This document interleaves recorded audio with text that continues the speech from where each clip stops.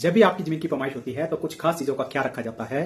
पैमाइश में जो पार्टीज रखी गई हैं, जो भी बन्नेदार हैं, उनका जो है उस पैमाइश में शामिल होना जरूरी होता है।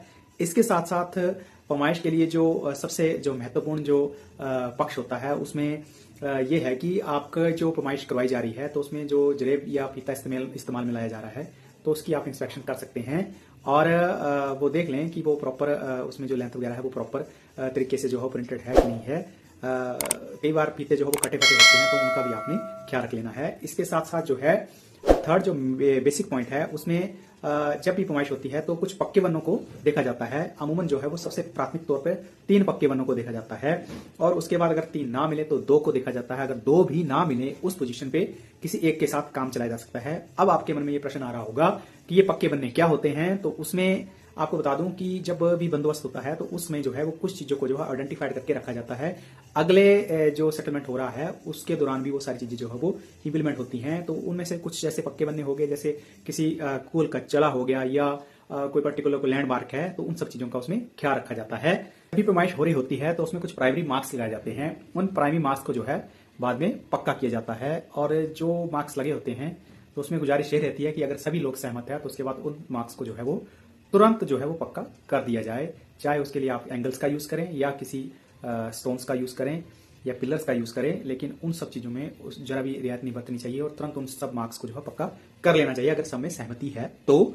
और उसके बाद अगर उन मार्क्स को कोई छेड़छाड़ करता है तो उसके ऊपर जो है वो बाद में पेनल्टी भी है और ये जो पेनल्टी है ये आपका ये लगभग 2000 रुपये के लगभग है और अगर उसको दोबारा रिपीट करता है तो उसके बाद उसके ऊपर जो पेनल्टी है वो 5000 रुपया है पर मार्क के ऊपर।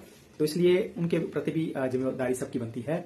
जब भी आपकी पैमाइश हो जाएगी तो उसके बाद जो है वो एक बयान रिकॉर्ड जो है वो सबके किए जाते हैं और बयान रिकॉर्ड में आपने अपनी सहमति या असहमति बतानी। सहमति अगर आप बता रहे हैं तो उसमें ये आपने ये जरूर देखना है कि उसका रीजन जरूर देने की कोशिश करनी है और बाद में उसका जो है ऑब्जेक्शन आप जो है वो दायर कर सकते हैं और उन ऑब्जेक्शन को बाद में सुना जाता है। तो इसलिए इन सब चीजों का आपने ख्याल रखना है।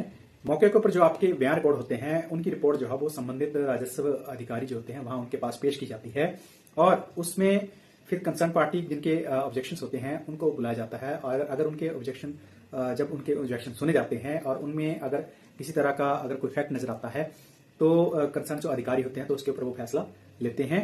अगर उनमें कोई फैक्ट नजर नहीं आता है तो फिर जो है वो फैसला सुना दिया जाता है। इस तरह से जो है वो आपका जो निशानदेही वाला ये एक ऑर्डर जो है वो पास कर दिया जाता है। तो ये सारी चीजें हैं इसमें जो ये 2-3 पॉइंट हैं इनका आपने खास ख्याल रखना है। जब भी आपकी निशानदेही हो तो आपने कंसर्न पार्टीज जो हैं उनका जो है वो हाजिर होना बड़ा जरूरी है। बाकी इस तरह की जानकारी मैं आपके पास लेते आ रहा हूं। अगर आपने मेरे चैनल को सब्सक्राइब करके नहीं रखा है तो सब्सक्राइब जरूर करिए। बाकी इस वीडियो को जरूर प्यार दीजिए, लाइक कमेंट और शेयर जरूर कीजिए। मिलता हूं एक अगले वीडियो में नई जानकारी लेकर, तब तक जय हिंद, जय भारत, जय हिमाचल।